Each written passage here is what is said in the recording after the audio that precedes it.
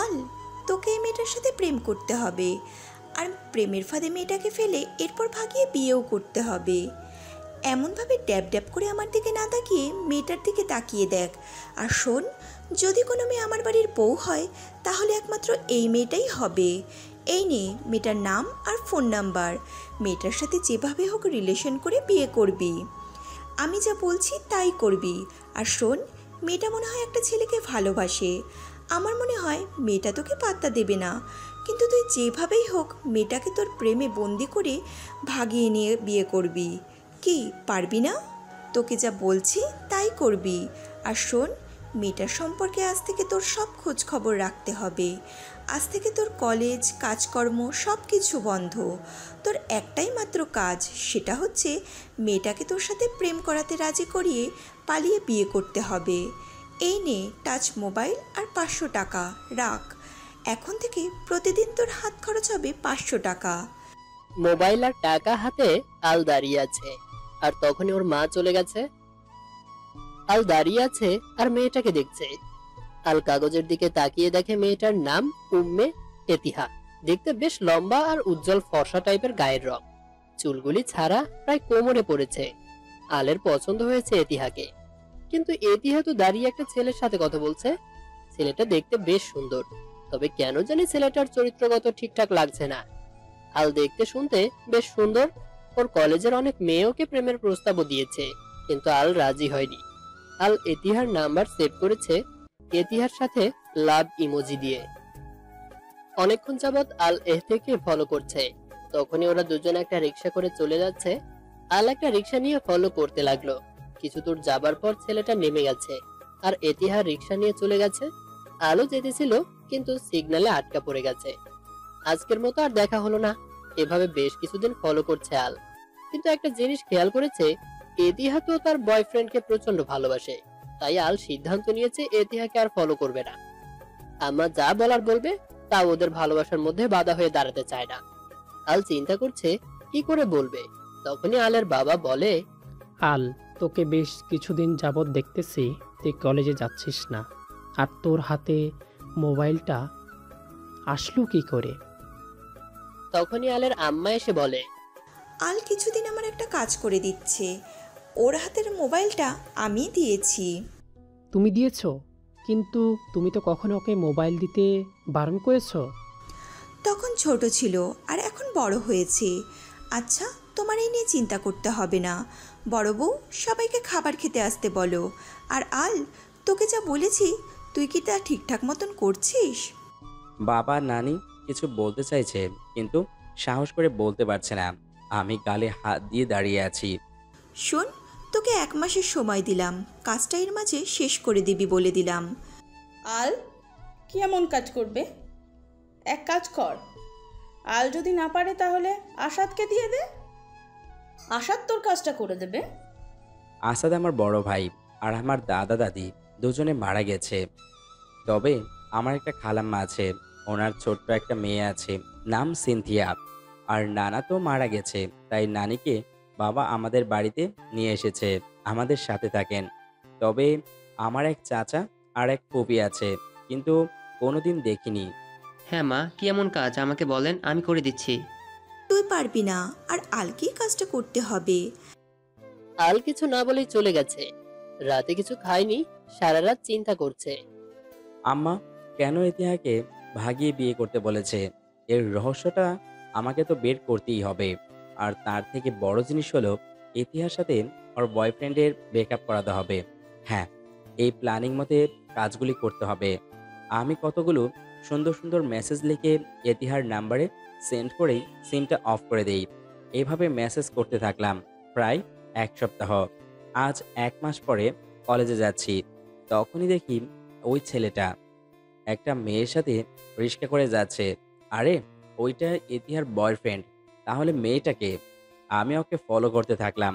Follow করতে করতে দেখি ছেলেটা একটা রেস্টুরেন্টে গেছে। আমিও গেলাম রেস্টুরেন্টের ভিতরে। আমি ঠিক ওদের পিছনের টেবিলে বসেছি। মেয়েটা বলছে, রাসেল, বলো কি খাবে?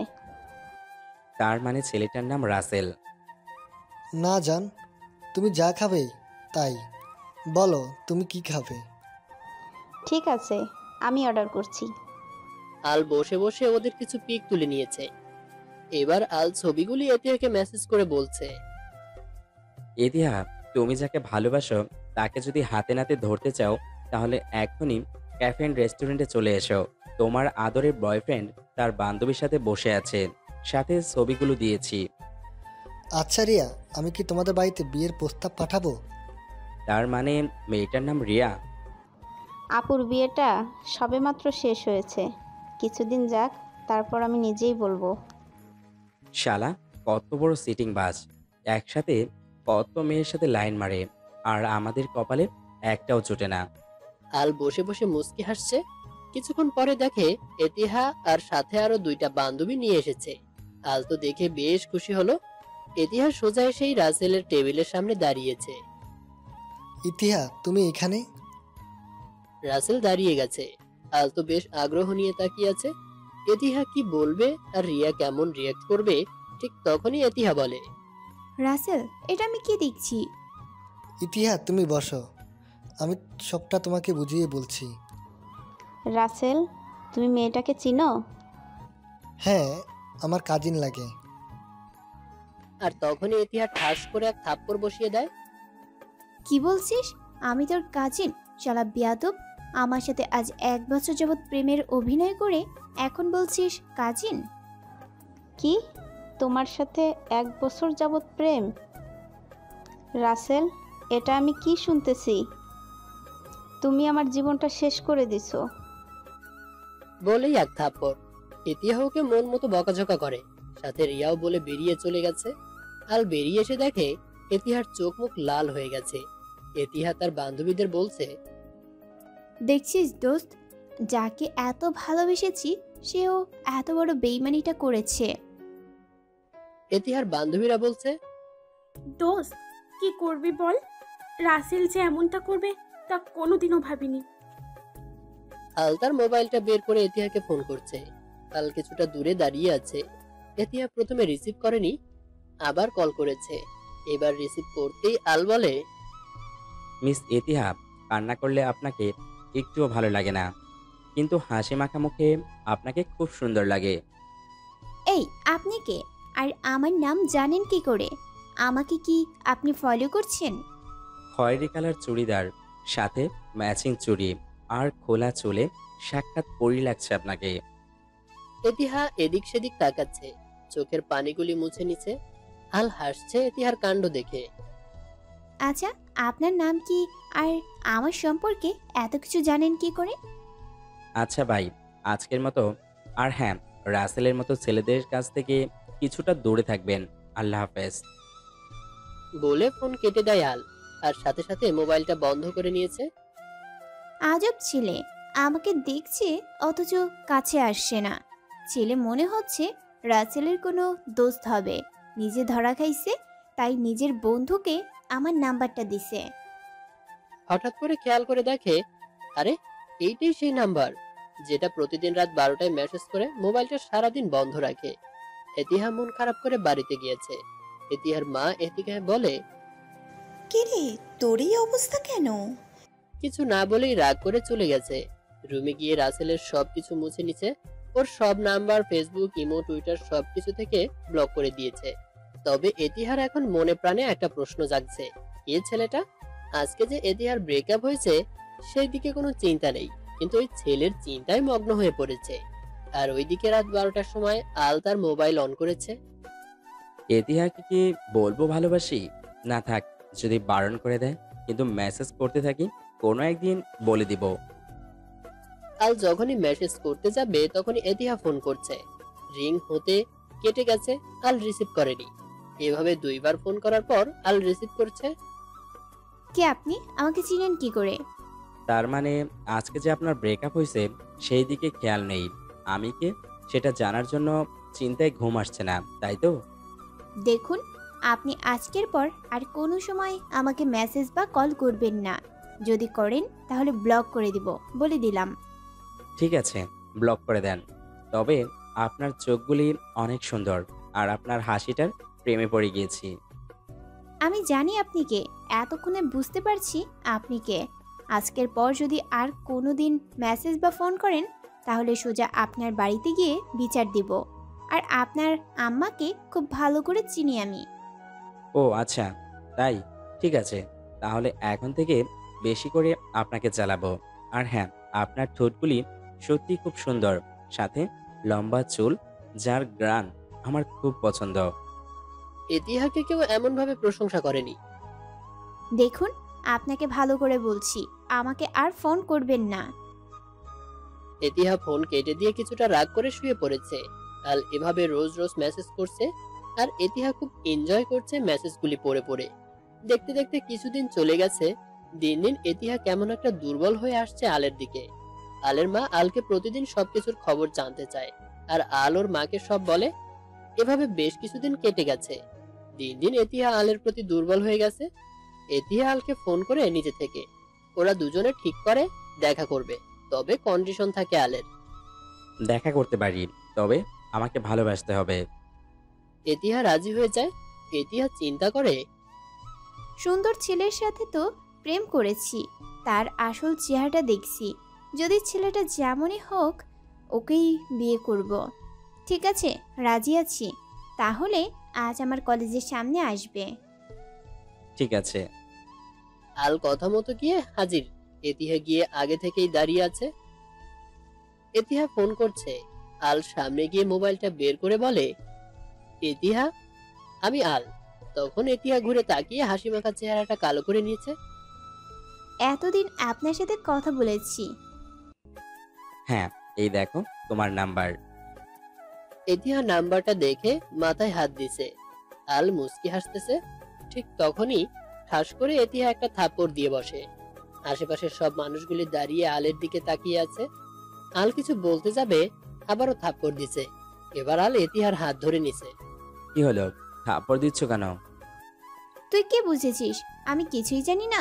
আমি সব জানি। আমার সাথে তুই প্রেমের অভিনয় করছিস তোর বোনের প্রতিশোধ নেওয়ার জন্য। তুই কি করে ভাবলি যে আমি তোকে চিনতে পারবো না? আমি খুব ভালো করেই চিনতে পারছি। ইতিহার কথা শুনে আল থমকে গেছে।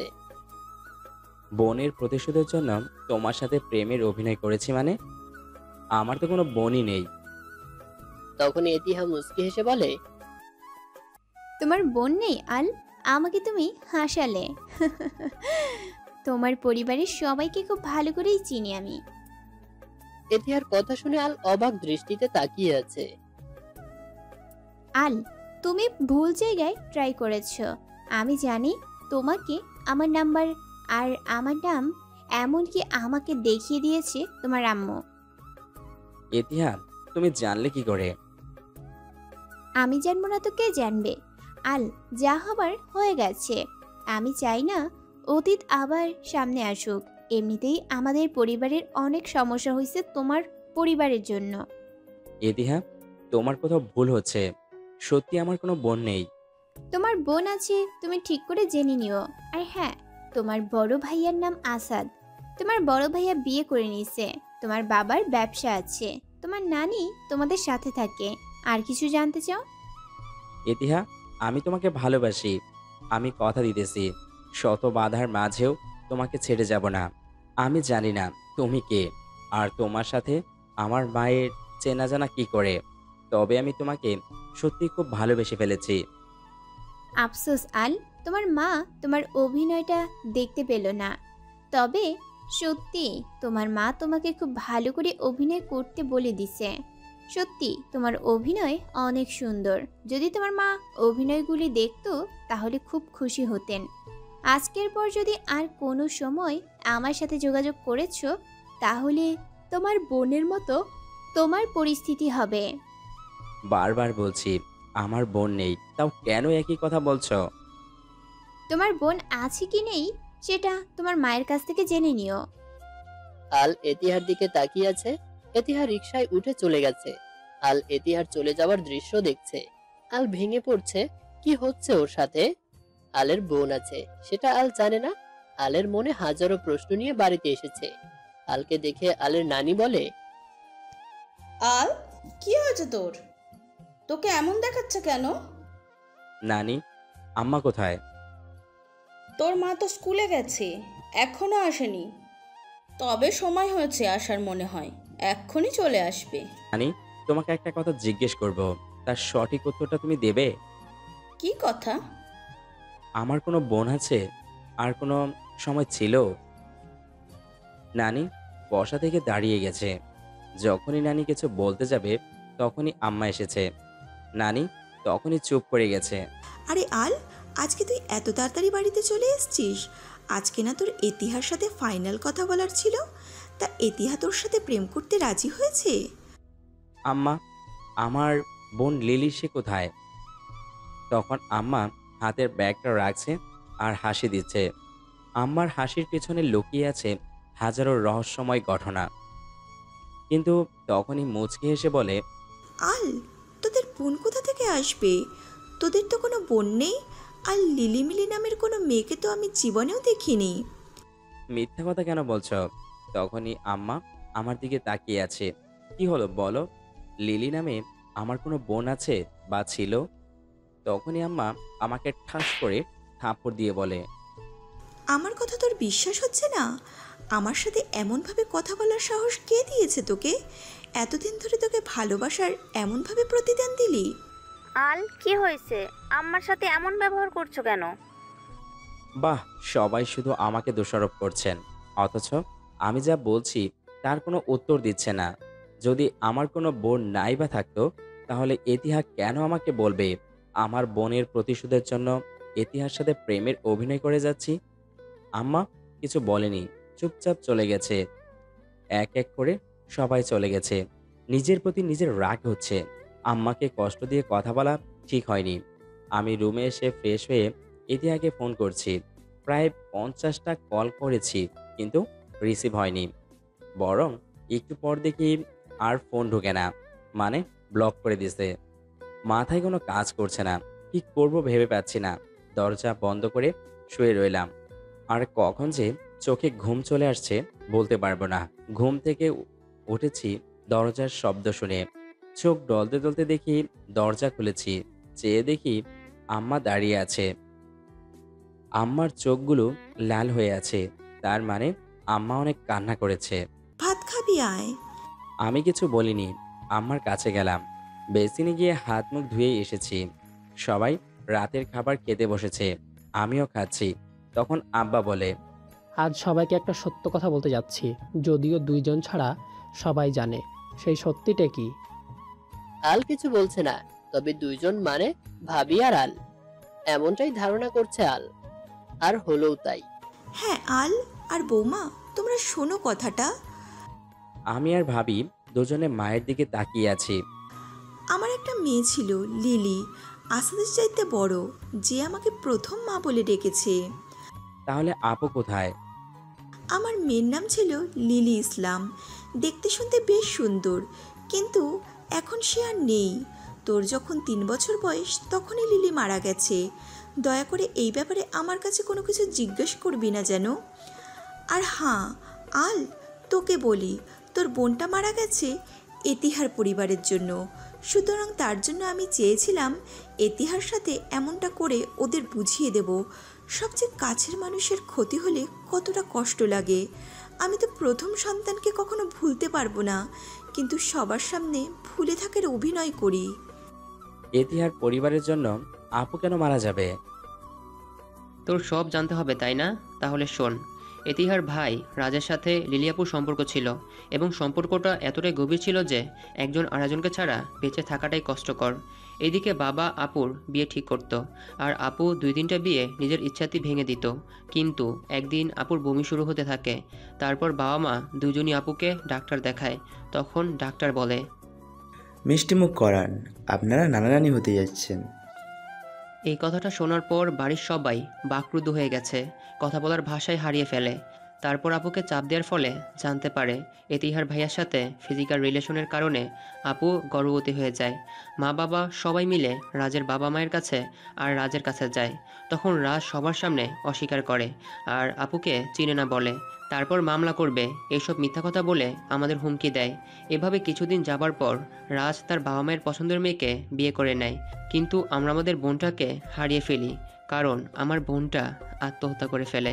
আমরা সবাই প্ল্যান করেছি ইতিহার সাথে তোর সম্পর্ক করাবো, আর যখন সম্পর্ক গভীর হবে তখন ঠিক আপুর মতোই করতাম ইতিহার সাথে। রাজের শাস্তি ইতিহাকে কেন দিতে চাইছেন? বরং রাজকে তার প্রাপ্য শাস্তিটা দিলেই হয়। আর তুই কি বলছিস? হ্যাঁ, ঠিকই বলছি। বলেই উঠে গেছে। কারোর সাথে কেউ কোনো কথা বলেনি। আল রুমে এসে দরজা বন্ধ করে দিছে। আজকের দিনটা এভাবেই কেটে গেল। আল তার সিমটা বন্ধ করে তার মায়ের কাছে মোবাইলটা দিয়ে দেয়। দিন দিন আল খুব অসুস্থ হয়ে যাচ্ছে। সবার এখন একটাই চিন্তা তৈরি হয়ে গেল। আল বাড়িতে বসে থাকে সারাদিন, কারোর সাথে কোনো কথা বলে না। এভাবে 2 মাস কেটে গেছে। আল, যা হবার হয়ে গেছে। এতে করে নিজের ক্ষতি করে কি হবে বল? সব কিছু ভুলে আবার আগের মতো হাসি খুশিভাবে থাক। হ্যাঁ, ঠিক আছে, তাই হবে। আল তার মায়ের দিকে তাকিয়ে সবকিছু ভুলে গেছে। এতিহার কথা এখন মনে পড়ে না বললেই চলে। আল দিন দিন আগের মতো স্বাভাবিক হতে আরম্ভ করছে। এখন একদম ঠিকঠাক হয়ে গেছে। আল আজ অনেকদিন পর বন্ধুদের সাথে আড্ডা দিচ্ছে। দোস্ত, বিয়ে করে নেব ভাবছি। এভাবে আর মেয়েদের পিছনে ঘুরে কি হবে? মানে এত তাড়াতাড়ি বিয়ে? আগে তো চাকরি টাকরি কিছু একটা কর। আরে বোকা, ওর বিয়ে আগামী সপ্তাহ পর ওর বাবার বন্ধুর সাথে। আর মেয়ের বাবার অনেক টাকা, সে লোভেই বলেছে বিয়ে করবে। আরে ধুর বোকা, আমি কি সম্পত্তির জন্য বিয়ে করব নাকি? আমি তো সাথীকে অনেক পছন্দ করি, তাই রাজি হয়ে গেলাম। তাহলে ঠিক আছে, শাদি মোবারক হো। বলেই সবাই মিলে হাসাহাসি করে যার যার বাড়িতে চলে এসেছে। দেখতে দেখতে জুয়েলের বিয়ের দিন চলে এসেছে। আজ গায়ে হলুদ। আল অনেক দেরি করে গেছে জুয়েলের বাড়িতে। আল, এত দেরি করে এসেছিস? কত সুন্দর সুন্দর মেয়ে এসেছে জানিস? তোরা আর ঠিক হলি না। চল জুয়েলের সাথে দেখা করে আসি। তুই যা, আমি পরিদের মন ভরে দেখিনি। ঠিক আছে, দেখ। আল সিঁড়ি দিয়ে উপরে উঠছে, তখনই একটা মেয়ে নিচে নামছে আর আলের সাথে ধাক্কা লেগে হাতের থালা পড়ে গেছে। আল চেয়ে দেখে, আরে এটা তো এতিহা। তখনই এতিহা তাকিয়ে দেখে আল। আল সরি বলতে যাবে, তখন এতিহা আলকে থাপ্পড় দিতে চাইছে আর আল হাত ধরে নিছে। আল হাতটা ছেড়েই ঠাস করে এতিহার গালে থাপ্পড় বসিয়ে দেয়। এতিহা গালে হাত দিয়ে অবাক চোখে তাকিয়ে আছে। আমাকে থাপ্পড় দিয়েছিস তবে রে? বলেই গলা টিপে ধরতে গেছে আর আল সরে গেছে। ব্যাস, সিঁড়ির গ্রিলের সাথে ধাক্কা লেগে পড়ে যাচ্ছে। তখনই আল হাত বাড়িয়ে ধরে নিছে। এখন কি করবে? যদি ছেড়ে দিই তাহলে সব অহংকার তো শেষ। চেহারা, কোমর সব একসাথে পিচিং হয়ে যাবে। প্লিজ আমার হাতটা ছাড়বে না? আমি তো আগেই বলেছি হাত ছাড়বো না, কিন্তু তুমি তো বিশ্বাস করোনি। ঠিক আছে, হাত ছাড়বো না। বলেই টান মেরে এতিহাকে বুকের মাঝে নিয়ে গেছে। কি করছো? আমি চেঁচাবো, ছাড়ো আমাকে। এতিহা নিজেকে ছাড়াতে চাচ্ছে, কিন্তু আল আরো কাছে টেনে নিছে। এতিহা, তোমাকে অনেক সুন্দর লাগছে। তোমার কাছ থেকে কি সুন্দর গ্রান আসছে। কি পারফিউম ব্যবহার করো? আবার নতুন কোনো ধান্দা নিয়ে এসেছো? আমি জানি এখন তুমি সব জেনে গেছো, আর এখন আমাকে নিজের ফাঁদে আটকাতে চাচ্ছ। তোমার মতো মেয়ের সাথে প্রেম করব আমি? আরে ধুর, তোমার থেকে সুন্দর আর ভালো মেয়ে যদি বিয়ে না করি তাহলে আমার নামও আল নয়। আর তোমার থেকে ভালো ছেলেকে বিয়ে না করি তাহলে আমার নাম এতিহা নয়। দুজনে দুই দিকে চলে গেছে। আল উপরে যাচ্ছে, তখনই জুয়েলের সাথে দেখা হয়েছে, যার কারণে আল নিচে চলে আসছে। এতিহা সবার সাথে বসে গল্প করছে, তখনই আল জুয়েলকে বলে, জুয়েল, ওই মেয়েটাকে তোদের বাড়িতে আগে দেখিনি তো। আরে ও হচ্ছে আমাদের খালাম্মার শ্বশুরবাড়ির আত্মীয় লাগে। খালাম্মার সাথেই এসেছে। কেন, তোর পছন্দ হয়েছে নাকি? আরে না, জুয়েলকে নিয়ে আমরা বসে গল্প করছি। সবাই গান বাজনা দিয়ে নিজেদের মতো করে নাচতেছে। রাফি গিয়ে মেয়েদের সাথে আড্ডায় মেতে গেছে। সবাই ড্রিঙ্কস করছে আর যার যার মতো, কিন্তু আল কিছু খাচ্ছে না। দেখতে দেখতে রাত 3টা বেজে গেছে। সবাই সবার মতো করে চলে গেছে। আল আজকে জুয়েলের সাথে ওর রুমে থাকবে। রুমে ঢুকে দরজা বন্ধ করবে, এমন সময় খেয়াল করে দেখে এতিহা 2টা ছেলে ধরাধরি করে একটা রুমে নিয়ে যাচ্ছে। আর মোবাইলে বলছে, দোস্ত ট্যাবলেটে কাজ করেছে, ক্যামেরা নিয়ে আয়, ভিডিও করে রাখবো, এফবি একটা চিজ। ওদের কথা শুনে আল আর দরজা বন্ধ করেনি। আল তাড়াহুড়ো করে ওদের পিছু পিছু যেতে আরম্ভ করছে। যেই ওরা রুমে ঢুকে দরজা বন্ধ করবে তখনই আল গিয়ে সামনে হাজির। আলকে দেখে ছেলে দুইটা যার যার মতো করে বেরিয়ে গেছে। আল গিয়ে দেখে ইতিহাস শুয়ে আছে। যেই আল ইতিহার পাশে বসেছে তখন ইতিহাস চোখ মেলে আলকে দেখে জড়িয়ে ধরে জোরে চিৎকার দিয়ে বলে, তোমরা কেউ কি আছো? আমাকে বাঁচাও। ইতিহার চিৎকার শুনে সবাই দৌড়াদৌড়ি করে রুমের ভেতরে এসে হাজির। যেই লাইট অন করছে তখনই দেখে ইতিহার জামাটার অনেক দিকে ছেঁড়া ফাটা। ধর্ষণ করলে যেমন দেখায় ঠিক এমন দেখাচ্ছে ইতিহাকে। ইতিহার শরীরের কাপড় ছিঁড়ে গেছে মনে হচ্ছে, জোর করে কেউ কিছু করতে চাইছে এমন ভাবে কাপড় ছিঁড়ে রাখছে। আলের বুকে ইতিহাস জাপটে ধরে রাখছে। এর মাঝে সবাই এসে রুমে হাজির হয়ে গেছে। আল কিছু বলতে যাবে তখনই ইতিহাস দৌড়ে গিয়ে একজন মহিলাকে জড়িয়ে ধরে বলে, মামি আমাকে বাঁচান, দেখেন ছেলেটা আমাকে। বলেই কান্না করতে আরম্ভ করছে। সবাই আলের দিকে রাগি চোখে তাকিয়ে আছে। আল, তুমি এটা কি করেছো? তোমার থেকে আমরা এমনটা আশা করিনি। আঙ্কেল, আমার কথাটা শোনেন। তখনই ইতিহার মামি বলে, তোর কথা কি শুনবো রে? এই, তোমরা এখানে দাঁড়িয়ে কি দেখছো? ইতিহার কি সর্বনাশ করতেছিল, ওকে মেরে হাত পা ভেঙে দাও। খালাম্মা, আপনি কি বলছেন? আল এমন ছেলে নয়। আগে আলকে বলতে দেন আসলে কি হয়েছে ওখানে। কি হয়েছে মানে? এখানে তো সবাই দেখছে তাই না? এই ছেলেটা আমাকে জোর করে এখানে টেনে নিয়ে এসেছে আমার সাথে। বলেই আবার কান্না শুরু করছে।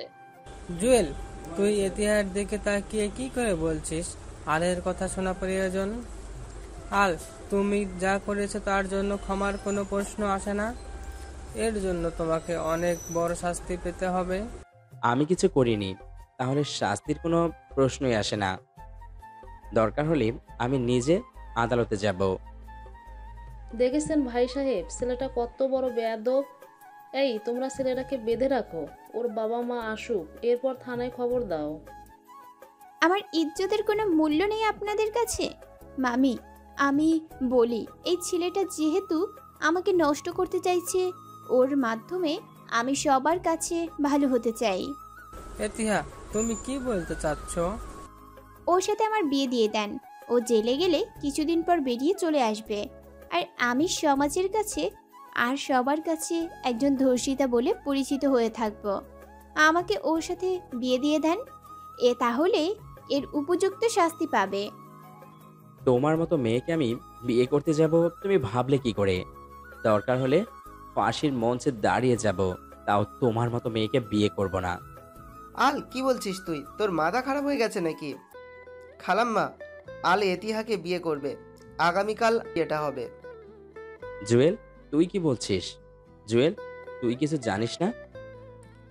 আমার কিছু জানার দরকার নেই। আর হ্যাঁ, তুই বিয়েটা কর, আমি তোর বাবা মায়ের সাথে কথা বলবো। প্লিজ দোস্ত। আল চুপ করে আছে। ইতিহা মুস্কি হাসছে। জুয়েল, তুই যে বলছিস তার কি গ্যারান্টি আছে? আল আমার দোস্ত, আমি যা বলছি তাই হবে। আল, তুই কি রাজি আছিস তো? জুয়েল, জীবনের সবচেয়ে বড় ভুল সিদ্ধান্ত নিতে হবে শুধু তোর মুখের দিকে তাকিয়ে। আর হ্যাঁ, তুই যেহেতু বলছিস সেহেতু আমি রাজি। ঠিক আছে, তাহলে ইতিহার বাবা মাকে খবর দেই, আর আলের বাবা মাকেও খবর দেই। না, আমার কাউকে খবর দিতে হবে না। আমি চাই না আমার কলঙ্কের কথা সবাই জেনে যাক। আমি বিয়ের পরে সবাইকে জানাবো। আঙ্কেল, মা বাবাকে খবর দিতে হবে না, কিছুক্ষণ পরে এমনিতেই বিয়েটা হয়ে যাক, এরপর সবাই জেনে যাবে। আল বেরিয়ে আসতেছিল, তখনই ইতিহা ওর হাত ধরে বলে, কি হলো, পালিয়ে যাচ্ছ কোথায়? মানে কি বলছো তুমি? কি বলছি বুঝতে পারোনি? আঙ্কেল, বিয়ের আগ পর্যন্ত আলকে আমার বন্ধুরা চোখে চোখে রাখবে, আর ওরা আলের সাথে সাথে থাকবে। আমার মন বলছে আল সুযোগ পেলেই ভাগবে। ঠিক আছে, তাই হবে। আল, তুমি ওদেরকে সাথে নিয়ে যাবে। আল চেয়ে দেখে ওই দুইটা ছেলে, যে ছেলেগুলি ইতিহাকে ধরাধরি করে এই রুমে নিয়ে এসেছে। আমার কাছে এসে বলে, চলেন আমাদের সাথে। আল রাগে চোখ লাল করে ওদের সাথে গেছে। আল বুঝতে পারছে এতিহা কোনো একটা ফাঁদ তৈরি করছে, কিন্তু ফাঁদ তৈরি করলে বিয়ে করতে চাচ্ছে কেন? আলের মনে হাজারো প্রশ্ন তৈরি হয়ে গেছে।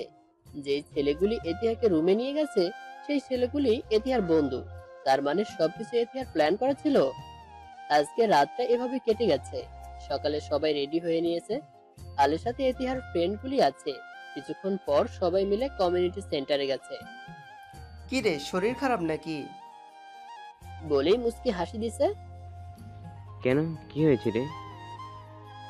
আরে তেমন কিছু না, তবে তুই বাড়িতে যাওয়ার পর একটা ঘটনা ঘটে গেছে, আস্তে আস্তে সব জানতে পারবি। আল জুয়েলের দিকে রাগি চোখে তাকিয়েছে। জুয়েল চুপ করে গেছে। জুয়েল, তোকে আমার সন্দেহ হচ্ছে কেন জানি, মনে হচ্ছে তুই এই কাজের সাথে জড়িত আছিস। আর শোন, যদি আমি জানতে পারি তুই এটার সাথে জড়িত, তাহলে তোর আর আমার বন্ধুত্ব তখনই শেষ, মনে রাখিস। তখন জুয়েল কেমন একটা চুপ করে গেছে। তারপর মুস্কি হেসে বলে, শোন, তুই আমার দোস্ত, আমি এমন কোনো কাজ করব না যে জন্য তোর কোনো সমস্যা হবে। তখনই কাজী সাহেব এসেছে। এসেই জুয়েলের প্রথমে সাইন নিছে, এরপর বলে, আপনাদের মাঝে আল ইসলামকে। জি, আমি। তখনই জুয়েলের বাবা এসে বলে, বাবা আল সাইন করে দাও। এতিহা সাইন করে দিছে। আমি সাইন করেছি। তখনই রাফি বলে, আল এতিহাকে আর তুই সাইন করেছিস? রাফি, তুই চুপ থাক, আজকে আমাদের দুজনেরই বিয়ে হয়েছে। রাফি আমার দিকে তাকিয়ে আছে। মানে কি? তুই বুঝবি না, শুধু এইটুকু জেনে রাখ, আলের বিয়েটা এতিহার সাথেই হয়েছে। যদি দেখতে চাস তাহলে ভিতরে রুমে গিয়ে দেখ, এতিহা নাম ধরে ডাক দিয়ে আয়, সাড়া দিবে। রাফি গেছে এতিহাকে দেখতে, আর আল মন খারাপ করে বসে আছে। হুজুর দোয়া করে দিছে। জুয়েলের বউটা অনেক সুন্দর, মাশাআল্লাহ দেখতে। আমরা বসে কিছুক্ষণ আড্ডা দিলাম। জুয়েল, তোদের তো মনে হয় দেরি হবে। আমি এতিহার সাথে কথা বলে ওকে ওদের বাড়িতে যেতে বলি, কারণ এতিহাকে আমাদের বাড়িতে বউ হিসেবে মেনে নেবে না। আর অন্যদিকে এতিহার পরিবার আমাকে মেনে নেবে না এতিহার স্বামী হিসেবে। কেন মেনে নেবে না? আমি তোর বাবা মায়ের সাথে কথা বলবো। তোকে এখন এসব কিছু বলা যাবে না। আচ্ছা তুই থাক, সময়ই বলে দিবে এতিহার সাথে আমার বিয়েটা কত দূর পর্যন্ত যাবে। আল ভেতরের রুমে এসে দেখে এতিহা সেলফি উঠাচ্ছে, আর আল গিয়ে এতিহার হাত ধরে বলে, এতিহা চলো আমার সাথে। কোথায় যাব? জাহান্নামের চৌরাস্তায়। তুমি যাও, আমার জাহান্নামে যাবার কোনো ইচ্ছে নেই। আর শোনো, বিয়ে হয়েছে বলেই যখন তখন আমার হাত বা স্পর্শ করতে আসবে না। তুমি ভেবো না তোমাকে বিয়ে করেছি বলেই সব ভুলে গেছি। আমার সাথে যা করেছো তার জন্য তোমাকে পস্তাতে হবে। তখন আল চেয়ে দেখে রাফি বড় বড় চোখ করে আলের দিকে তাকিয়ে আছে। সাথে যারা আছে সবাই তাকিয়ে আছে আর এতিহার কথাগুলি শুনছে। এতিহা, তুমি নিজেকে অনেক কিছু মনে করছো, তাই না? তখনই এতিহার মামি এসে বলে, কি হয়েছে? তুমি আমার ভাগ্নিকে ধমকে সুরে কথা বলছো কেন? তুমি কি ভুলে গেছো ইতিহা তোমার কত বড় ক্ষতি থেকে বাঁচিয়েছে? আজকে যদি ইতিহা তোমাকে বিয়ে না করতো তাহলে এতক্ষণে জেলে বসে মশার কামড় খেতে খেতে জীবন শেষ। হাসালেন আমাকে। আমি জেলে যেতাম তখন যখন আমি ধর্ষক হিসেবে চিহ্নিত হতাম।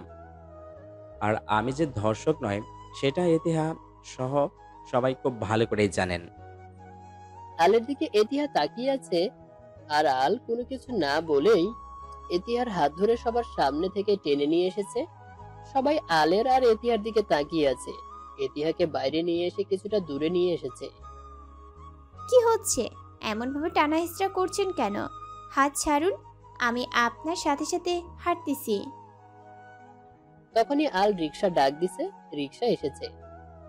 এতিহা ওঠো। এতিহা উঠেছে। তখন আল রিক্সা চালকের দিকে টাকা দিয়ে বলে, ম্যাম যেখানে যেতে চায় সেখানে নামিয়ে দিবে। মানে আমি যেখানে সেখানে যাব? আর তুমি কোথায় যাব? আমি আমার বাড়িতে আর তুমি তোমার বাড়িতে থাকবে। আম্মু এমনিতেই তোমার পরিবারের উপর ক্ষেপে আছে, আর যদি দেখে তোমাকে আমি এখন বিয়ে করে বাড়িতে নিয়ে গেছি তাহলে আরো অশান্তি তৈরি হবে। আমিও চাই আরও অশান্তি তৈরি হোক। আর আমি তোমাকে বিয়ে করেছি কি আমাদের বাড়িতে থাকার জন্য নাকি? রিক্সাতে ওঠো বলছি, আমি তোমার সাথে তোমার বাড়িতে যাব। দেখো, ধৈর্যের বাহিরে আচরণ করতে আরম্ভ করছো। এতক্ষণ কিছু বলিনি, তার মানে এই না যে আমি তোমার প্রতি দুর্বল, তাই এমনভাবে ব্যবহার করছি। তোমাকে যা বলছি তুমি তাই করবে। তুমি তোমাদের বাড়িতে যাও। আমি বাড়িতে যাই আর তুমি ডিভোর্সের কাগজ পাঠিয়ে দিবে। আরে রাতে আমার সাথে যা করেছো, তখন আমি যদি গর্ভবতী হয়ে যাই তখন বলবে এই সন্তান আমার নয়, আর নিজের বোনের প্রতিশোধটা খুব সহজে নিতে পারবে। বাহ, কি সুন্দর প্ল্যান তোমার। এই রাতে তোমার সাথে আমি কি করেছি আর তুমি গর্ভবতী হবে কি করে? তখন রিক্সার ড্রাইভার বলে, স্যার আপনারা যাবেন নাকি আমি চলে যাব? দেখছেন না ঝগড়া করছি, আপনি দাঁড়িয়ে থাকেন আর তারা থাকলে চলে যান। তখনই রিক্সার ড্রাইভার বলে, আপা আপনারা কি পালিয়ে বিয়ে করেছেন? এই তুমি এত কথা বলছো কেন? যাও মিয়া, এই নাও 100 টাকা, যাও এখান থেকে।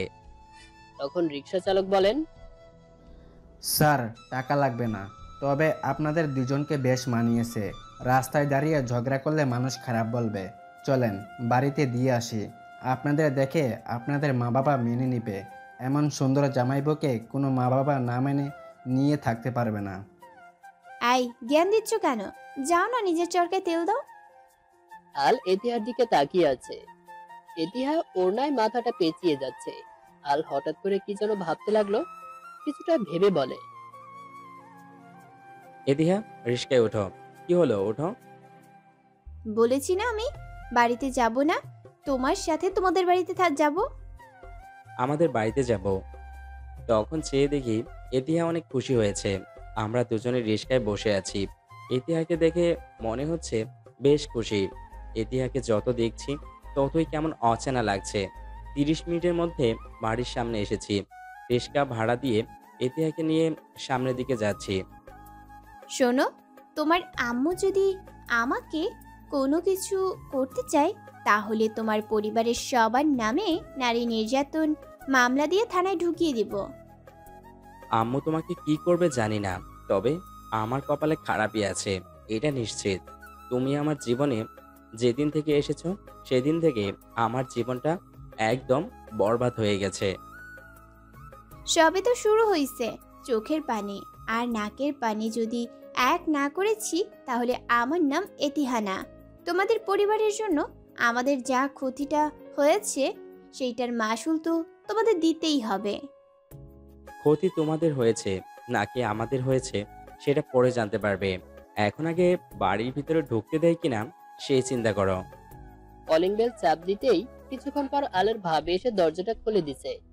দরজা খুলে চলে যাচ্ছে। আমি অবাক, আরে ভাবি কিছু বলেনি কেন? তখন চেয়ে দেখি এতিহা আমার ঠিক পিছনে লুকিয়ে আছে। কি হলো, তুমি পিছনে কেন? যাও ভিতরে যাও। আগে নিজে যান, তারপর আমি যাচ্ছি। ঝাড়ুর পাক্কা আর বকা গুলি নিজের উপরে নেন। হ্যাঁ যাচ্ছি। কেমন মেয়ে, আমার জীবনটা তেজপাতা করে ছাড়বে। ইতিহাকে নিয়ে যাই। ভিতরে ঢুকেছি, চেয়ে দেখি আম্মু সোফায় বসে বসে পত্রিকা পড়ছে। আল, তোমার সাথে মেয়েটাকে দেখতে তো ভারী মিষ্টি মেয়ে, তোমার গার্লফ্রেন্ড নাকি? তখনই আম্মু চোখ তুলে তাকিয়েছে। এর মাঝে বাবা সিঁড়ি দিয়ে নিচে নামতেছে, নানি রান্নাঘর থেকে আসছে, আর ভাইয়া বাড়ির ভিতরে ঢুকছে। আমি বলতেছি, আসলে ভাবি ওর নাম এতিহা, আমার ফ্রেন্ড। ঠিক তখনই এতিহা বলে, এই মিথ্যা কথা কেন বলছো? আমি তো তোমার বউ, সদ্য বিয়ে করেছো, আর এখন বলছো ফ্রেন্ড। রাতে আমার সাথে কি করেছে সবাইকে বলবো? এতিহার কথা শুনে সবাই আমার দিকে তাকিয়ে আছে, আর আমি সোজা এতিহার মুখ চেপে ধরেছি। তখনই আম্মু বলে, আল, ওর মুখ থেকে হাতটা সরা। কাম সারছে, হাত সরালে তো সব বানিয়ে বানিয়ে মিথ্যা কথা বলতে আরম্ভ করবে। ঠিক তখনই এতিহা হাতে কামড় দিছে। আহ! আর আমি জোরে চিৎকার দিয়ে আম্মা বলে, আল, এতিহা যা বলছে তা সত্যি? না মা, ও সব বানিয়ে বানিয়ে মিথ্যা কথা বলছে। কি? আমি বানিয়ে বানিয়ে মিথ্যা কথা বলছি? রাতে আমাকে জোর করে রুমে নিয়ে বলেই কান্না করতে আরম্ভ করছে, আর কান্না করতে করতে বলছে, রাতের ঘটনার জন্য আজকেই সবাই মিলে আমাদের ধরে বাইন্দা বিয়ে করাই দিছে।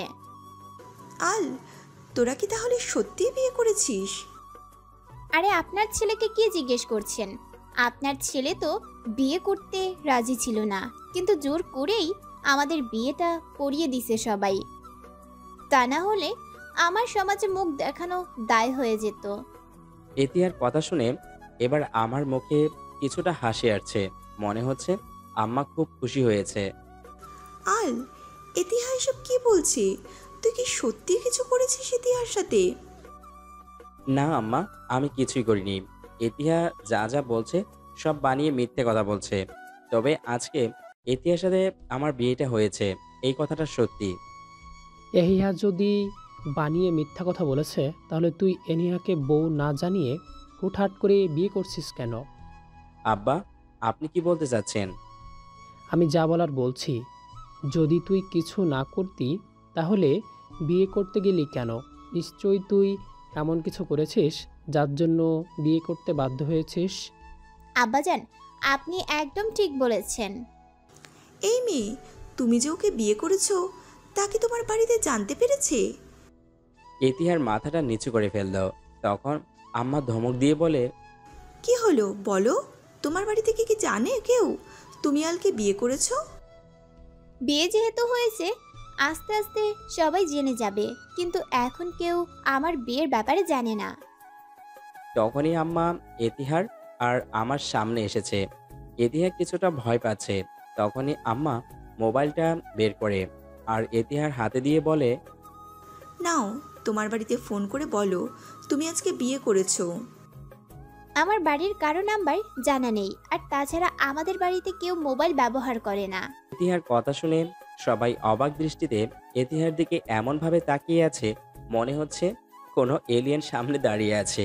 তখনই সবাইকে অবাক করে দিয়ে আম্মা বলে, ইতিহা, তুমি যাও এখনই আমার সামনে থেকে। আর এতিহাও আমার হাত ধরে বলে, আল, আসো, আমরা তোমার রুমে যাই। এতিহার কথা শুনে সবাই আমার দিকে তাকিয়ে আছে। এই মেয়ে, তোমাকে কি রুমে যেতে বলেছে নাকি বাড়ি থেকে বেরিয়ে যেতে বলেছে? যাও, আমাদের বাড়ি থেকে বেরিয়ে যাও। আমি বেরিয়ে যাব কেন? আর আমি নিজ থেকে এই বাড়িতে আসিনি, আমাকে নিয়ে আসছে। সুতরাং আমি এই বাড়িতে থাকবো। কি হলো, দাঁড়িয়ে আছো কেন? চলো তোমার রুমে যাই। আল দাঁড়িয়ে আছে, চিন্তা করছে যাবে কি যাবে না। তখনই আলের মা বলে, আল, এতিহাকে নিয়ে রুমে যা। আর এতিহা, তুমি এই বাড়িতে থাকলে এই বাড়ির সব নিয়ম কানুন মেনে থাকতে হবে। যদি থাকে তাহলে নিয়ম মানব, আর না থাকলে তো মানার কোনো কারণ নেই। আর আমি এত নিয়ম মেনে থাকাটাকে পছন্দ করি না। তুমি যেমন নিয়ম কানুন মেনে থাকা পছন্দ করো না, তেমন আমিও নিয়ম ভাঙা একদম পছন্দ করি না। বড় বউ, তুমি এতিহাকে বাড়ির সব নিয়ম বলে দেবে। ঠিক আছে আম্মা, তাই হবে। আচ্ছা, এখন তো মেয়েটা এসেছে, ওকে রেস্ট নিতে সুযোগ দে। তারপর না হয় বসে আলাপ আলোচনা করে নিস, কেমন? আল, ওকে রুমে নিয়ে যা, পরে বসে এরপর একটা সমাধান করা যাবে। ঠিক আছে, এতিহা এসো। এতিহা আমার হাত ধরে রাখছে। আমরা আমার রুমে গেলাম। রুমে ঢুকে এতিহা আমার দিকে তাকিয়ে আছে। কি হলো, তাকিয়ে আছো কেন? এইটা রুম নাকি জঙ্গল? এই রুমে আমি থাকতে পারবো না। না থাকলে চলে যাও। চলে তো যাব, তবে যাবার আগে তোমাদের সবার জীবনে সুখ শান্তির 12টা বাজিয়ে দিব। তুমি নিজেকে কি মনে করো? তুমি অনেক চালাক। সত্যি বলতে তুমি অনেক বোকা। তোমার মতো মেয়েদের কি করে টাইট দিতে হয় সেটা আমি খুব ভালো করে জানি। ঠিক আছে, আমিও দেখব কে কাকে টাইট দেয়। তোমার মতো কত ছেলেকে ঠিক করে নিছি, আর তুমি তো আমার প্রতি দুর্বল। আমার মিষ্টি হাসি আর দুষ্টু চাওয়াগুলি তোমাকে কাবু করার জন্য যথেষ্ট। তাই নাকি? ঠিক আছে, দেখা যাবে। এখন কথা কম বলে রুম গুছিয়ে নাও। আর হ্যাঁ, এটা আমার রুম, তাই আমি খাটের উপর আর তুমি নিচে থাকবে। এসব খাট নিয়ে ভাগাভাগি বন্ধ করেন। আর বিয়ে যেহেতু হয়েছে, সেহেতু এক রাতের জন্য যদি আলাদা থাকতে বলো তাহলে খুন করে ফেলবো। আচ্ছা, তুমি কি চাচ্ছ বলবে? তোমার মন বোঝা দায় হয়ে যাচ্ছে। মুহূর্তের মধ্যে রং বদলাতে আরম্ভ করো। আমার মন বুঝে কি করবে? এখন কথা কম বলে আমাকে সাহায্য করো। আগে রুমটাকে থাকার উপযুক্ত করি, এরপর বাড়িটাকে। তোমার সাথে কেন জানি আমার আম্মা আমাকে পরিচয় করিয়ে দিচ্ছে। কথাটা বলেই জিহ্বায় কামড় দিয়েছি। এতিহা আমার দিকে রাগি চোখে তাকিয়ে আছে। এমনভাবে না তাকিয়ে তুমি রুমটা পরিষ্কার করে নাও। আমি পরিষ্কার করব মানে? তুমি করবে, আমি দেখব। তোমার মতো এমন বড় একটা ছেলের রুম এই অবস্থা থাকে কি করে? আল এতিহার সাথে আর কোনো কথা বলেনি, সোজা নিজেই রুম গোছাতে আরম্ভ করছে। এতিহা আলকে সাহায্য করছে। ঘন্টা খানেকের মধ্যে রুমটা পরিষ্কার করে নিছে। আল ফ্রেশ হতে ওয়াশরুমে যাবে, এমনি এতিহা ওয়াশরুমে চলে গেছে। আল কিছুক্ষণ চিল্লাচিল্লি করে বিরক্ত হয়ে রুম থেকে বেরিয়ে ওর আম্মার রুমে গেছে। আল, তোর এই অবস্থা কেন? রুম পরিষ্কার করেছি। রুম পরিষ্কার করলে কি এমন অবস্থা হবে নাকি? আম্মা, আগে ফ্রেশ হয়ে আসি, এরপর কথা বলবো। বলেই আলোর আম্মার ওয়াশরুমে ঢুকতেছে, তখনই আলের মা বলে, আল, তুই এই ওয়াশরুমে যাচ্ছিস? তোর ওয়াশরুমে কি হয়েছে? ওইটা এতিহা গেছে। আলের মা কিছু বলতে চাইছে, কিন্তু আল দরজা বন্ধ করে দিছে। আল ফ্রেশ হচ্ছে, আর ওইদিকে এতিহা ফ্রেশ হয়ে ওয়াশরুমে বসে আছে। এতিহা যে কাপড় চেঞ্জ করবে সেই কাপড় তো এতিহার নেই, কারণ এতিহা তো আলের সাথে খালি পরনে কাপড় পরে এসেছে। এতিহা অনেকবার আলকে ডেকেছে, কিন্তু আল তো ওর মায়ের রুমে ফ্রেশ হচ্ছে। এতিহা চুপি মেরে দেখে রুমে কেউ নেই, আর সেই সুযোগটা কাজে লাগিয়ে নিচ্ছে। অন্যদিকে আল কিছুক্ষণ পর ফ্রেশ হয়ে বেরিয়ে দেখে ওর মা রুমে নেই। যাক, বাঁচা গেল বলেই আল তাড়াহুড়ো করে বেরিয়ে এসেছে। যখনই আল তার রুমে ঢুকেছে, তখন এতিহার দিকে তাকিয়ে দেখে এতিহা আলের শার্ট আর লুঙ্গি পরে চুলের পানি মুছতেছে। আল এতিহার দিকে তাকিয়ে হাসতে আরম্ভ করেছে। ওই, হাসতেছো কেন? তোমাকে একদম ছেলেদের মতো লাগছে, তবে দাড়ি থাকলে সুন্দর লাগতো তোমাকে। মজা করা হচ্ছে আমার সাথে? তোমার মতো মেয়ের সাথে মজা করব কেন? দেখি সরো, আমার খিদে লাগছে, ফ্রেশ হয়ে নিচে যাব। আমারও খিদে লাগছে, আমিও নিচে যাব। এই পোশাক পরে তুমি নিচে যাবে, আর বাসার সবাই তোমাকে দেখে হাসাহাসি করবে। হাসলে আমার কি? তবে লুঙ্গি পরতে বেশ আরাম আছে তো। আমি তো চিন্তা করছি এখন থেকে লুঙ্গি পরে থাকবো। ঠিক আছে, পরে থাকো। যদি কেউ ভুল করে টান মেরে, তাহলে বুঝবে কেমন লাগে। এতিহা লুঙ্গিটা ভালো করে ধরে নিছে। আল হাসছে এতিহার কাণ্ড দেখে। আল আর এতিহা দুজনে নিচে গেছে। এতিহার দিকে সবাই তাকিয়ে আছে। এই মেয়ে, তুমি এগুলো কি পরেছো? চোখে তো দেখতে পাচ্ছেন, তাও কেন জিজ্ঞেস করছেন? আমার বাবা মা তোমাকে আদব কায়দা কিছুই শেখায়নি। বড়দের সাথে কেমন করে কথা বলতে হয় তাও তার বিন্দুমাত্র পরিমাণ শিক্ষা তোমার মধ্যে দিয়েছে বলে মনে হয় না। আপনার মনে না হলে আমার কিছু যায় আসে না। আপনারা সবাই তো দেখছেন আমি কি পরে আছি, এতে জিজ্ঞেস করার কি আছে? আচ্ছা, তুমি মুখে মুখে তর্ক করো কেন? তোমাকে জিজ্ঞেস করে কি অপরাধ হয়ে গেছে? আমি কি বলেছি জিজ্ঞেস করা অপরাধ হয়ে গেছে? আমার খিদে লাগছে, আর আমার খিদা একদমই সহ্য হয় না। এতিহার কথা শুনে চুপ করে গেছে। এতিহা খেতে বসছে, সাথে পাশে আল বসেছে। কেউ কিছু বলছে না, এতিহা নিজের মতো করে খাচ্ছে। কিছুক্ষণ যাবার পর আম্মা এতিহাকে বলে, এতিহা, তোমার ভাই রাজ এখন কি করে? আম্মার কথা শুনে এতিহা খাবার মুখে দিতে গিয়ে কিছুটা থেমে গেল। এতিহা চুপচাপ থেকে আবার খেতে আরম্ভ করছে। এতিহার ব্যবহার দেখে আম্মার সাথে বাড়ির সবাই যে রেগে যাচ্ছে তার বলার দরকার নেই। সবার ভাব ভঙ্গিমা দেখে বোঝা যাচ্ছে এবার কিছুটা রেগে গিয়ে ভাইয়া বলে, এই মেয়ে, তোমাকে আম্মা বলছে, শুনতে পাওনি? শুনেছি, কিন্তু আম্মা বলছে খাবার সময় কথা বলতে নেই। আর এখন খাবার টেবিলে বসে যদি বকবক করি তাহলে আবার বলবেন আমার বাবা মা আমাকে কোনো শিক্ষা দেয়নি, তাই আগে খেয়ে নেই, পরে কথা বলবো। আর তোকে আম্মা কি করতে বলেছে? আর তুই কি করেছিস? আম্মা, তুমি এই মেয়েটাকে বাড়ি থেকে বের করে দাও, তা না হলে এই মেয়েটা আমাদের সুখের সংসারে অশান্তির বন্যা নিয়ে আসবে। আসাদ, আমি অতীতের কিছুই ভুলে যাইনি। আর আল তোকে বলে দেই, আজ থেকে তুই তোর রুমেই থাকবি, কিন্তু এতিহা তোর নানির সাথে থাকবে। বড় বউ, তুমি ওকে বলেছো এই বাড়িতে থাকতে হলে কি কি করতে হবে? না মা, বলিনি, তবে বলে দিচ্ছি। এতিহা শোনো, এই বাড়ির বউরা একা বাড়ি থেকে কোথাও বের হয় না।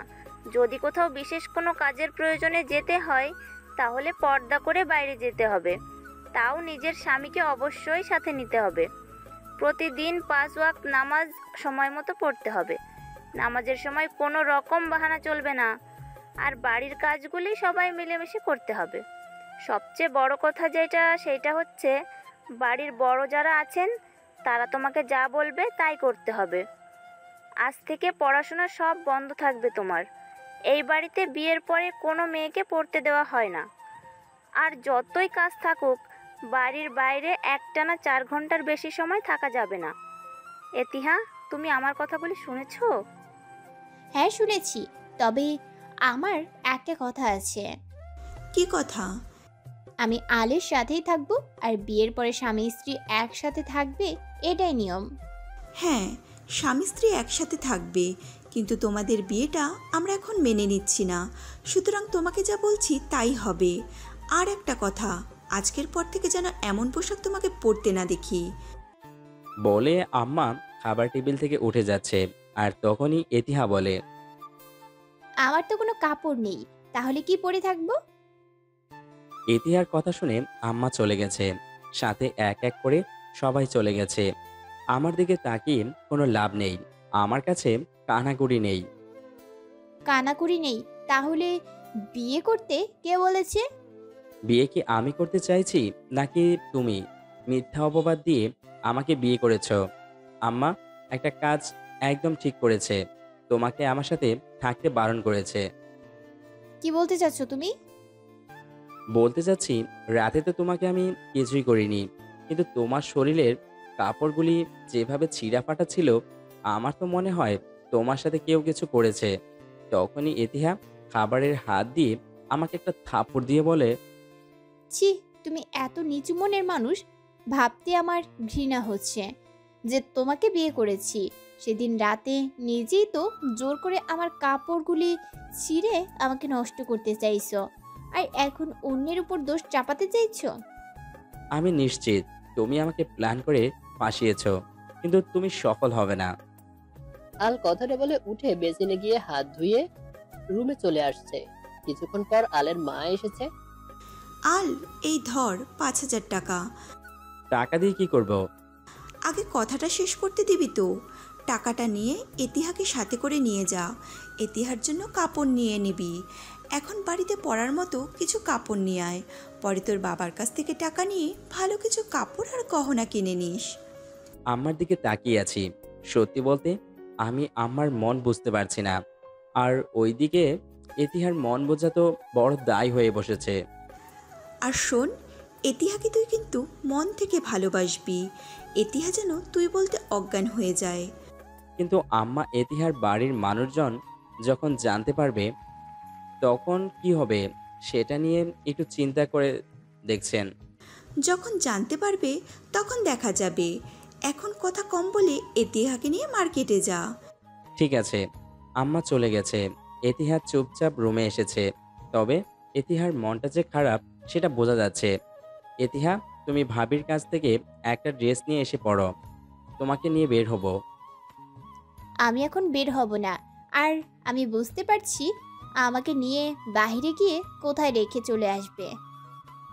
এত বেশি বুঝতে যাও কেন? চলো আমার সাথে। ইতিহাস যেতে রাজি নয়, কিন্তু আল হাত ধরে টেনে ভাবির কাছে নিয়ে এসে বলে, ভাবি, এতিহাকে তোমার একটা জামা দাও, আর সাথে বোরকাটা দিবে, কেমন? হ্যাঁ দিচ্ছি। আম্মা আমাকে আগেই বলে দিয়েছে তোমরা নাকি কিছু কেনাকাটা করতে মার্কেটে যাবে। কেনাকাটা করতে যে যাব, টাকা পাবো কোথায়?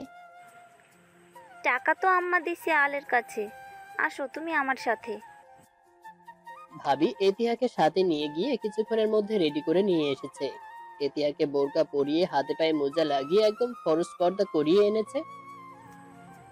আল দেখো, এতিহাকে কত সুন্দর লাগছে তাই না? হ্যাঁ, অনেক সুন্দর লাগছে। এতিহাকে সাথে নিয়ে আল বেরিয়েছে। একটা রিক্সা করে মার্কেটে গেছে। 3টা চুড়িদার আর 2 জোড়া হাতে পায়ের মোজা আর একটা মোজা কিনেছে। আলের মা তো 5,000 টাকা দিছে, আর আল তার হাত খরচের টাকা থেকে কিছু টাকা যোগ করে সবকিছু কিনে নিয়েছে। তবে একটা কথা, চুড়িদারগুলি কিন্তু সব আলের পছন্দে এতিহা নিছে। তোমার পছন্দ ততটা খারাপ না, তবে আমার কিন্তু চুড়িদার পরতে বেশি ভালো লাগে। আল মুস্কি হাসি দিছে। কেনাকাটা শেষ করে ওর বাড়িতে আসতেছে। রিক্সা করে ঠিক এমন সময় এতিহা বলে, আচ্ছা আল, একটা কথা বলবো? হ্যাঁ, বলো, কি বলবে? তুমি জানো আমরা দুজন দুজনের সম্পর্কে কি হই? এতিহার কথা শুনে আল মুস্কি হেসে বলে, আমাদের তো সদ্য বিয়ে হয়েছে, আমরা স্বামী স্ত্রী। তখন এতিহা জোরে হাসি দিয়ে বলে, তুমি অনেক কিছুই জানোনি, আর তোমার পরিবার তোমাকে জানায়নি। আমরা স্বামী স্ত্রী ছাড়াও আমাদের মাঝে আরেকটা বড় সম্পর্ক আছে, আর সেটা হচ্ছে। ঠিক তখনই রিক্সার ড্রাইভার বলে, ভাইজান নামেন, এসে গেছি। আমাদের স্বামী স্ত্রীর সম্পর্ক ছাড়া আরো একটা সম্পর্ক আছে। সেই সম্পর্কটা কি তুমি জানো আল? নিজের বউয়ের মুখে এমন কথা শুনে আল অবাক দৃষ্টিতে তাকিয়ে আছে। আর তখনই রিক্সা চালক বলে, ভাইজান নামেন, এসে গেছি। রিক্সা চালকের কথা শুনে এতিহা কথাটা থামিয়ে দিছে। হ্যাঁ, নামতেছি। এতিহা চুপ করে গেছে, আর আল রিক্সা থেকে নেমে ভাড়াটা দিছে। এতিহা রিক্সা থেকে নেমে বাড়িতে যেতেছিল, তখনই আল বলে, এতিহা, তুমি চলে যাচ্ছ, কিন্তু কথাটা শেষ করনি। কি কথা শেষ করব? ওই যে বলেছ আমরা স্বামী স্ত্রী ছাড়াও আরো একটা সম্পর্ক আছে আমাদের মাঝে, সেই সম্পর্কটা কি? এখন বলতে পারবো না। যদি জানতে চাও তাহলে তোমার আম্মাকে বলে আমাকে তোমার রুমে নিয়ে যেও। রাতে তোমার বুকের উপর মাথা রেখে সবকিছু বলবো, কেমন? আম্মা তোমাকে আমার সাথে থাকতে বারণ করেছে, আর তাছাড়া তোমাকে রুমে নিয়ে গেলে আম্মা আমাকে মেরে ফেলবে। তাহলে আমিও বলতে পারবো না, কারো কাছ থেকে জেনে নিও। এই বলে এতিহা খালি হাতে বাড়ির ভেতরে চলে যাচ্ছে। আর তখনই আল বলে, এই যে নবাবিনী, এমন ভাবে যে খালি হাতে চলে যাচ্ছ, তা তোমার ব্যাগগুলি কে নিবে? কি বলছো তুমি? আমি নবাবিনী? আরে কি করছো? শার্ট ছেড়ে দাও, কেউ দেখলে সর্বনাশ হয়ে যাবে। দেখলে দেখুক, তাতে আমার কি? আর শোনো, তুমি থাকতে আমি যদি ব্যাগগুলি হাতে করে নেই, তাহলে বাড়ির লোকরা বলবে তুমি আস্ত একটা অলস। কথা কম বলে ব্যাগগুলি নিয়ে এসো। ঠিক তখনই আম্মার রিস্কাটা এসে পিছনে থামছে, আর আম্মা দেখে এতিহা আমার শার্টের কলার ধরে রাখছে। এতিহা, তুমি কি করছো? আলের কলার ধরেছো কেন? এতিহা কি বলবে না বলবে তার আগেই আল বলে, আম্মা, এতিহা কলার ধরেনি, এতিহা তো আমার শার্টের বোতামটা লাগিয়ে দিচ্ছে। আমার কথা শুনে এতিহা আমার শার্টের বোতাম ঠিক করে দিতে আরম্ভ করেছে। কি এতিহা, বলো আম্মুকে, তুমি যে বোতাম ঠিক করতেছিলে? জি আম্মা, আমি তো বোতাম ঠিক করতেছিলাম। আমি ছোট বাচ্চা নই যে আমি বুঝবো না কোনটা বোতাম লাগানো আর কোনটা শার্টের কলার ধরে রাখা। আল, তোর সাথে আমার কথা আছে, তুই ফ্রেশ হয়ে আমার রুমে আসবি। ঠিক আছে, আসবো। এতিহার জন্য কি কেনাকাটা করেছিস? হ্যাঁ, আমার কাছ থেকে এতিহা ব্যাগগুলি নিয়ে গেছে। চল বাড়ির ভেতরে চল। আম্মা রিস্কা ভাড়া দিয়ে আমাদের সাথে বাড়ির ভিতরে এসেছে। ভাবি ভাইয়া দুজনে বসে গল্প করছে। আরে তোমরা এসে গেছো? তা কি কেনাকাটা করেছো দেখি? এই যে নেন, সবকিছু আলের পছন্দের কিনেছি। তখনই আম্মা বলে, এতিহা, তুমি কি আলের নাম ধরে ডাকো নাকি? আল তোমার স্বামী, আর মেয়েরা তাদের স্বামীর নাম ধরে ডাকে না। যদিও তুমি কিছুদিন থাকবে এই বাড়িতে আলের বউ হিসাবে, তাও তোমাকে এসব কিছু মেনে থাকতে হবে। স্বামীর নাম ধরে ডাকা নিষেধ, এইটা কি কোথাও লেখা আছে? লেখা শিখতে হবে না, তোমাকে যা বলছি তাই করবে। আর আজকালকার মেয়েরা যে এতটা মডার্ন হয়েছে যে তারা কাকে কি বলে ডাকতে হবে তা নিজেই বলতে পারে না। আসলে দোষটা ওর নয়, দোষটা হলো ওর বাবা মার। মেয়েটা তার বাবা মা ঠিকঠাক শিক্ষা দিয়েছে বলে তো মনে হয় না। মেয়েটা না হয় একবার ভুল করেই ডেকে ফেলেছে, তার জন্য এত কথা শোনানোর কী দরকার? তুমি চুপ থাকো। ইদানিং দেখছি কিছুটা রক্তের টান টান ভাব কাজ করছে। তুমি এই ব্যাপারে কোনো কথা বলবে না। আলের বাবাকে আলের মা এক ঝাড়ি দিয়ে চুপ করিয়ে দিছে। সবাই চুপচাপ দাঁড়িয়ে আছে। তখনই আল বলে, এতিহা চলো রুমে যাই। তখনই আলের আম্মা বলে, আল, তোদের তো এক রুমে থাকা নিষেধ, তাহলে এতিহা তোর রুমে যাবে কেন? কিন্তু আম্মা, এতিহার সাথে আমার কিছু কথা ছিল। কথাগুলি এখন নিজের পেটে রেখে দে। ভুল করেও যদি আলের রুমে গেছো তাহলে বাড়ি থেকে সোজা বের করব না, বরং তোমার নামে আগে একটা অপবাদ জুড়ে দেওয়া হবে। আমি অপবাদের ভয় পাই না। আর তাছাড়া বিয়ে করেছি আলাদা রুমে থাকতে নয়। আমি আমার স্বামীর রুমে থাকবো, আপনি যত অপবাদ দেবার দিতে পারেন। আর আমি না চাইলে আমাকে এই বাড়ি থেকে বের করা আপনাদের কারোর সাধ্য নেই। আমি গেলাম, আপনারা কি অপবাদ লাগাবেন সেইটা চিন্তা করতে থাকুন। এতিহাস চলে গেছে, তবে এতিহার সাহস থেকে সবাই অবাক দৃষ্টিতে তাকিয়ে আছে। দেখছো আম্মা, মেয়েটার কি সাহস! তুমি যদি মেয়েটাকে আরও এই বাড়িতে থাকতে দাও তাহলে অনেক সমস্যা হবে। সমস্যা হলে আমি বুঝবো। আল, তুই দাঁড়িয়ে আছিস কেন? যা, এতিহা তোর রুমে গেছে। একটা কাজও ঠিকঠাক মতো করতে পারিস না। নিজের বোনের প্রতিশোধটুকু নিতে পারবে বলে তো মনে হয় না। আল কিছু না বলে সোজা সিঁড়ি দিয়ে হাঁটা ধরছে। আম্মা, আলের কাজটা দেখেছো? আমি নিশ্চিত এই মেয়েটা আলকে জাদু করেছে। তুমি লক্ষ্য করে দেখেছো? এতিহা যা বলে তাই করছে আল। আল যা করছে সব আমার প্ল্যান মতো কাজ করছে। আচ্ছা, সবাই এখন যাও। আর বড় বৌমা আগামীকাল থেকে এতিহাকে রান্নাঘরের সব কাজ বুঝিয়ে দেবে। ঠিক আছে, তাই হবে। এদিকে আল রুমে এসে দেখে এতিহা মোবাইলে ভিডিও কলে কথা বলছে। আল তা দেখে এতিহাকে বলে, এতিহা, তুমি মোবাইল পেলে কোথায় আর কার সাথে কথা বলছো? এতিহা আলের কথার কোনো জবাব না দিয়ে মোবাইলে কথা বলতেছে। আল বসে আছে। তখন এতিহা আলের পাশে বসে ওকে এক হাত দিয়ে জড়িয়ে ধরে বলে, আম্মা, এই হচ্ছে তোমার জামাই। আমার সাথে কেমন মানিয়েছে? তখনই এতিহার মা আলকে অবাক করে দিয়ে বলে, হ্যাঁ, মাশাল্লাহ, অনেক সুন্দর লাগছে তোদের দুজনকে। আর তোর সাথে বেশ দারুণ মানিয়েওছে। এতিহা শোন, তোর বাবাকে বলেছি তুই তোর নানুর বাড়িতে আছিস। যত তাড়াতাড়ি পারিস কাজ শেষ করে নিস মা, কেমন? ঠিক আছে মা, এখন রাখছি। এতিহা ফোনটা কেটে আমার গালে ছোট্ট করে কিস করে দিছে। এতিহার কাণ্ড দেখে আল তো বিপদে পড়ে যাচ্ছে। তুমি মোবাইল পেলে কোথায়?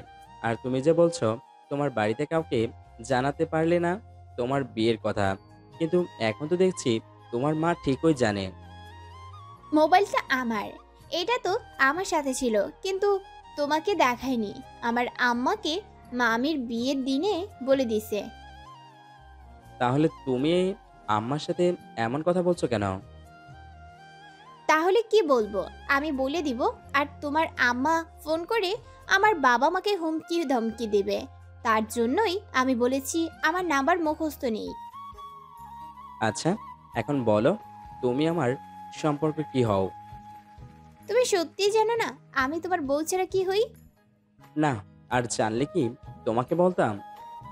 আচ্ছা, তুমি জানো আমি যে তোমার আপন চাচাতো বোন হই। মানে? এমনভাবে শখ খেলে কেন? যা বলছি তাই। তুমি হয়তো অনেক কিছুই জানো না, যার কারণে তোমার আম্মা আর তোমার পরিবার যা যা করতে বলে তাই করো। তোমার বোন লিপি আপু আর আমার ভাই রাজ দুজনে প্রেম করছে। কিন্তু তুমি জানো আমার ভাই রাজ তোমার বোনের ছোট ছিল। কি জানো? জানো বলছো, আমি জানলে কি তোমাকে জিজ্ঞেস করতাম? এখন তো আমার মাথা ঘুরতেছে। এতিহা, তুমি এসব কি বলছো? তাহলে শোনো, আমি তোমাকে সবটা বলি। প্রথমে তোমার পরিবার আর আমাদের পরিবার সবাই একসাথে ছিল, কিন্তু যখনই জানতে পারছে আমার ভাই আর তোমার বোন লিলি দুজনের মধ্যে রিলেশন তৈরি হয়ে গেছে, তখনই তোমাদের পরিবার দূরে চলে যায়। কারণ সমাজের মানুষ কি বলবে। আর লিপি আপু বড় ছিল, রাজ ভাইয়া থেকে 2 বছরের। তখন আমার বাবা রাজ ভাইয়াকে সহ আমাদের নিয়ে চলে যায় অনেক দূরে। বেশ মাস দুয়েক কোনো যোগাযোগ ছিল না সবার মাঝে। হঠাৎ একদিন তোমাদের বাড়ির সবাই এসে আমাদের বাড়িতে উঠে আর বলে লিলি আপুর নাকি বাচ্চা হবে, আর সেইটা নাকি রাজ ভাইয়ার জন্য। আপুর এমনটা হয়েছে। তখন রাজ ভাইয়া বাবার ভয়ে অস্বীকার করছে ঠিকই, কিন্তু যখন জানতে পারছে লিলি আপু আত্মহত্যা করছে, তার কিছুদিন পর ভাইয়াও লিলি আপুর মতো আত্মহত্যা করে। আমাদের সবাইকে ছেড়ে চলে যায় না ফেরার দেশে। কিন্তু ভাইয়ারা যে বলে রাজ তোমার বাবার পছন্দ করা মেয়েকে বিয়ে করে সুখে সংসার করছে। তোমার পরিবার তোমাকে যা বলছে তুমি তাই শুনছো, সত্যিটা আমি যা বলছি তাই। রাজ ভাইয়া আর লিলি আপু যেই ভুলটা করছে সেই ভুলটা ছিল না, কিন্তু আমাদের পরিবারের মানুষগুলির কারণে দুইটা জীবন অকালে সমাপ্তি ঘটে গেছে। এতিহার চোখ দিয়ে পানি পড়ছে। আল এতিহার চোখের পানি মুছে দিছে। আচ্ছা, তুমি এত কিছু জানলে কি করে? আম্মা আমাকে সব বলছে। আম্মা তোমার পরিবারের সবার ছবি দেখিয়ে দেখিয়ে পরিচয় করিয়ে দিত। প্রতিদিন যেমন নিয়ম করে খেতে হতো ঠিক তেমন করে তোমাদের ছবিগুলো আমার দেখা লাগতো। আম্মা আমাকে তাও বলছে। তোমার মা নাকি বলছে লিলি আপুর সাথে যা হয়েছে ঠিক তেমনটা আমার সাথেও করতে চেয়েছে। আমাদের ছবি তোমার মা কোথায় পাইছে? ফুপির কাছ থেকে নিছে। ফুপির কাছ থেকে? কিন্তু ফুপিকে তো কোনোদিন আমাদের বাড়িতে আসতে দেখিনি। ফুপির সাথে তোমার বাবার যোগাযোগ আছে, কিন্তু তোমার মায়ের জন্য কারোর সাথে কোনো রকম যোগাযোগ নেই। আমি যা জানতে পারছি তা তোমাকে বলেছি। এখন তুমি সরো, আমি ঘুমাবো। তুমি যে আমার চাচাতো বোন এটার কি প্রমাণ আছে? তখনই এতিহাম ওর মোবাইলটা বের করে আমাকে কিছু ছবি দেখাতে আরম্ভ করেছে। ছবিগুলোতে আমাদের পরিবারের সবাই আছে। আমি যখন ছোট তখনকার ছবিগুলো। এই বাচ্চাটা তুমি, আর আম্মুর কোলে হলাম আমি। এইটা তোমার বাবা আর এইটা আমার বাবা। এই হলো তোমার বোন লিলি, আর এই হচ্ছে আমার ভাই রাজ। তোমার বোন লিলি রাজ ভাইয়াকে পেছন থেকে জড়িয়ে ধরে রাখছে, আর তার পাশে তোমার বড় ভাই আসাদ। এবার তো বিশেষ হইছে, আমি তোমার চাচাতো বোন। আল এতিহার ছোটবেলার ছবিটার দিকে তাকিয়ে আছে। তখনই আল বলে, হ্যাঁ, বিশ্বাস হয়েছে। তবে তোমাদের কথা আমার মনে নেই। আব্বা বলেছে তোমরা সবাই নাকি বিদেশে চলে গেছো, দেশে আর আসবে না। তবে এতিহা, তোমার তিলটা কি এখনো আছে? তুমি কোন তিলটার কথা বলছো? হাঁটুর উপরের তিলটার কথা বলছি। তখনই এতিহা আমার দিকে চোখ রাগিয়ে বলে, এত কিছু থাকতে আমার তিলটার দিকে তোমার চোখ গেল কেন? তোমার তিলটা অনেক সুন্দর তো, তাই। আচ্ছা, তিলটা কি দেখা যাবে? তখনই এতিহা গলা টিপে ধরে সোজা খাটের উপরে পড়ছে, আর আল গলা থেকে হাত সরিয়ে দিছে, আর সোজা বুকের মাঝে এতিহা, আর ঠোঁটগুলি আলের ঠোঁটের সামনে। দুজনে চুপচাপ, কোনো কথা নেই। আল আস্তে আস্তে এতিহার ঠোঁটে ঠোঁট গুজে দিছে, আর এতিহা আলকে আপন করে নিছে। আজকের রাতে ওদের মাঝে কোনো রকম ঝগড়া হয়নি, বরং ভালোবাসা তৈরি হয়ে গেছে। সকালে আল চোখ খুলে দেখে এতিহা জড়িয়ে ধরে ঘুমিয়ে আছে। আল ছোট ছোট কিস করছে এতিহাকে। এতিহা চোখ খুলে দেখে আলুকে কিস করছে, আর এক ছটকায় ছাড়িয়ে নিয়ে বলে, আল তুমি কি করছো? বউয়ের সাথে স্বামী যা যা করে আমিও তা তা করেছি। না, কাজটা তুমি ঠিক করনি। তোমার আর আমার মিল হবে না। আজ নয়তো কাল আমাদের দুজনের আলাদা হয়ে যেতে হবে। তখনই এতিহা উঠে যেতেছিল, তখন আল বলে, এতিহা, তোমার তিলটা আগের থেকে কিছুটা বড় হয়েছে। আলের এমন কথা শুনে এতিহা অবাক দৃষ্টিতে তাকিয়ে বলে, রাতে তাহলে তুমি আমাকে জোর করে? বলেই কান্না শুরু করে দিছে। আরে বোকা মেয়ে, কান্না করছো কেন? আমি জোর করে কিছুই করিনি। রাতে তো সব ঠিক হয়েছিল, এখন আবার কান্না করছো কেন? এতিহা কিছু না বলে কান্না করতে করতে ওয়াশরুমে গেছে। আরে আজব তো, রাতে তো কত সুন্দর কথা বলছে, আর সকালে বলে জোর করেছি। মেয়েদের মন বোঝা সত্যি দায়। আল শুয়ে রইল। কিছুক্ষণ পর এতিহা বেরিয়ে বলে,